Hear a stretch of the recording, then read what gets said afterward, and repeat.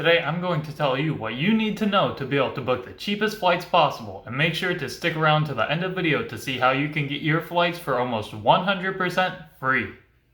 To get started, you will want to search often and across several different websites for deals on flights. I almost always use at least 3 different flight search engines. My favorites so far have been Skyscanner, Google Flights, and Kayak. And no, this video is not sponsored, this is just my personal opinion that I've formed from my prior experiences.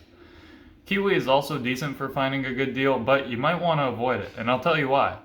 I haven't had a problem using Kiwi, but I've seen a lot of complaints about them. Kiwi will combine flights from different airlines to make your travel even cheaper.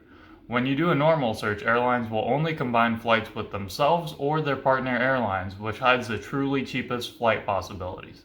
The complaints I've seen about Kiwi are that one of or multiple of the flights on someone's multi-leg trip gets canceled or delayed, which causes a domino effect that messes up all of their remaining flights. But since the tickets were all booked using a third party and through separate airlines, there wasn't any way of being rebooked on their later flights, and they had to pay a high amount for another flight booking in order to make their final destination.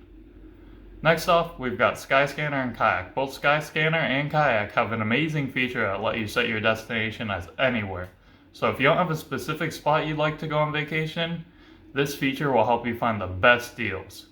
They both also allow you to enter specific dates of travel into their search engines, but you can choose an option to remain flexible with your dates, which will make your flight options even cheaper. Now, for why Google Flights is a useful tool in finding flights, Google Flights allows you to search for flights through most different carriers, but you book the flights directly through the airlines versus booking the flights through a third party. It also tends to show results way faster than any other website or search engine. Next off, we have how soon you should book your flight to get the cheapest price. The best time to book a domestic flight tends to be anywhere from 45 to 90 days in advance, and it seems that the best time to book an international flight is at least 6 months in advance, but even up to 10 months in advance. Fly the right days of the week and at the right times of the day. If you're flying international, this doesn't often matter as much as it does when flying domestic.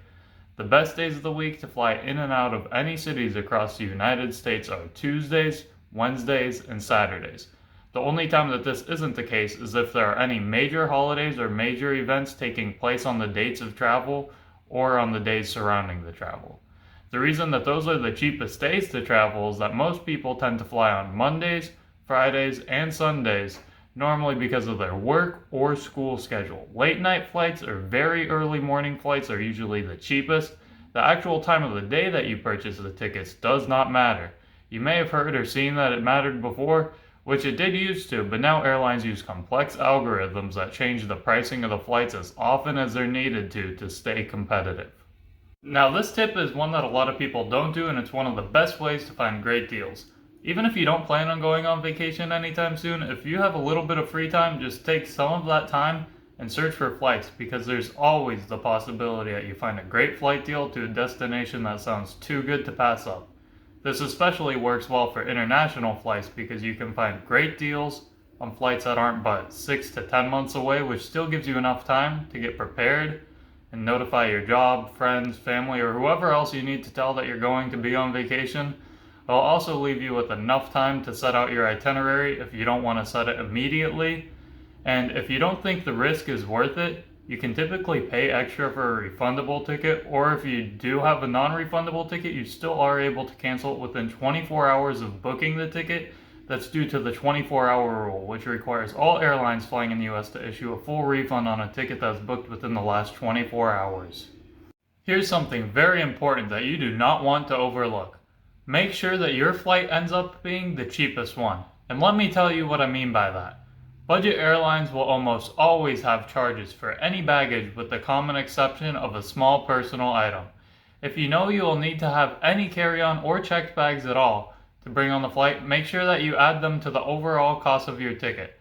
They often charge hefty fees for checked or carry-on luggage, and make sure that if you are allowed one small personal item, that it doesn't go over the size limitations listed by the airlines at all, otherwise it will charge you a large fee at the gate while boarding, a higher fee than if you booked it as a carry-on or checked bag when reserving your ticket. Budget airlines will also charge you extra for seat selection, along with food and beverages. So if you planned on having either of those, factor them into the cost of your flight. If you aren't flying a budget airline, you will still need to check what's included to see if you'll need to pay for any overweight or additional bags that you plan on bringing. Give me just 1 second to say, if you're enjoying this video so far, can you please leave a like and subscribe to the channel so that you'll be able to see more useful travel content from me in the future. Thanks, now back to the video. Fly to destinations in their off seasons. There will always be destinations that are in their off seasons. With the steeply discounted tickets from airlines trying to fill their empty plane seats, it's hard to find any deals better than the ones that are offered by airlines at these times. Added perks of visiting anywhere during their off season is that you will get the opportunity to see your destination in a different form of beauty that the typical tourist would never see because they visit during the peak season. Some examples of this would be visiting Panama during the rainy season or visiting Chicago during the winter. More perks that you get while visiting places in the off season are reduced crowds at popular sites and attractions, and you can also get better rates on any hotels, tours, or even vehicle rentals. And this is a tip that you've been waiting for. You can even earn flights for close to nothing by using a travel credit card, or for even better benefits, you could use a specific airline's credit card. Some of the benefits offered by airline credit cards are an absolute steal.